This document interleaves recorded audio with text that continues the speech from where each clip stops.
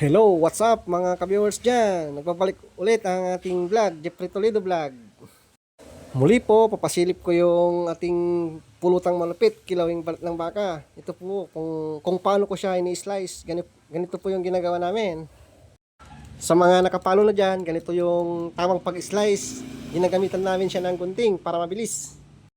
Ito nga pala ay kilawing balat ng baka. Gagawin natin kilawing balat ng baka. Ito po ay balat ng baka, itong ginugunting namin. Sa mga makakapanood dyan na nice makita kung paano namin in-execute at ginagawang pulutan to, itong kilawing balat ng baka. Ito po ay napakasarap, the best pulutan po to dito sa Pangasinan. Ito ay tinatawag namin na pulutang malupit. Ito po yung nag-iisang produkto ko na binibinta lang po. Kaya kung di ka pa nakapalo, ipalo mo ako para masubaybay mo kung paano ko gagawing pulutan to mamaya, itong kilawing balat ng baka. Pagkatapos naming palambutin ng napakalambot, ay slicein po namin, tapos saka ko titimplahin. Magbibigay lang po ako ng tip kung sa mga gustong magnegosyo din. Kung may puhunan kayo, kung may 100,000 kayo, ang magandang gawin nyo po ay hatiin nyo sa apat. Ang unang isubok nyo lang, lalong-lalo na sa mga baguhan at unang magnegosyo dyan, kung may 100,000 ka, hatiin mo yan sa apat. Ipunan mo lang muna yung 25,000.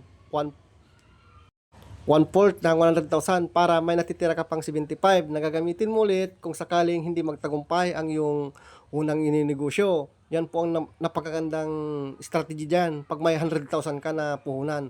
Huwag mong isugal lahat sa unang negosyo mo kasi napakalaki ng porsyento na medyo malulugi yung negosyo mo or matatalo kasi lahat ng mga nag-uumpisa dadaan sa mga trials, mga challenge, kaya napakalaki ng porsyento na hindi mag-click yung unang negosyo natin. Kaya sa mga baguhan dyan, mga papasok pa lang sa negosyo, dapat alam mo yon na wag mong itataya lahat kung anong mayroon kang punan ngayon. Hatiin mo sa apat yan.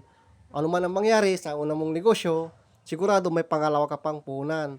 Ano man mangyari sa pangalawang punan mo ulit, may punan ka pang isa, dalawa pa.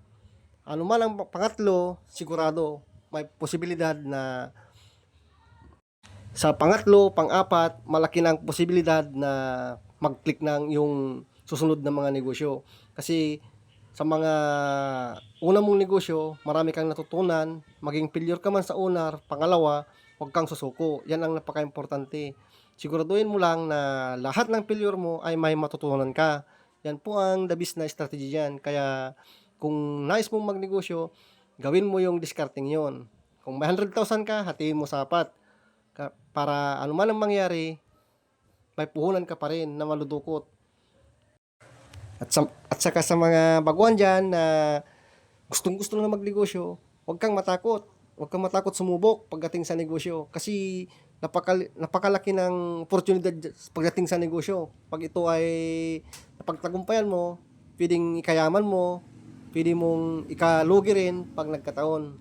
Pag di mo napukusan mabuti, dalawang mangyayari lang dyan. Pag di ka nakapokus, pwedeng malugi ang iyong negosyo. Pero pag tinutukan mo, mag-umpisa ka sa maliit, unti-unti mong palakiin, pwede kang manalo dyan pagdating sa negosyo. Kaya kung plano mo lang magnegosyo, ihanda mo lang yung sarili na hindi ganun kadali ang pagnenegosyo. Maraming challenge ang darating sa'yo. Mga pagsubok yan pagdating sa negosyo. Kasi lahat naman tayo ay duman dyan sa pagnenegosyo na sa pag-umpisa ay hirap din. At duman din tayo sa pagkalugi. Maraming business din ako ang naumpisahan na nalugi. Hanggang sa makita ko itong negosyo kong to na gumagana, at ito po ay ang pulutang malupit, kilawing balat ng baka po. Ito po yung nag-isang negosyo po ngayon. Thank you for watching.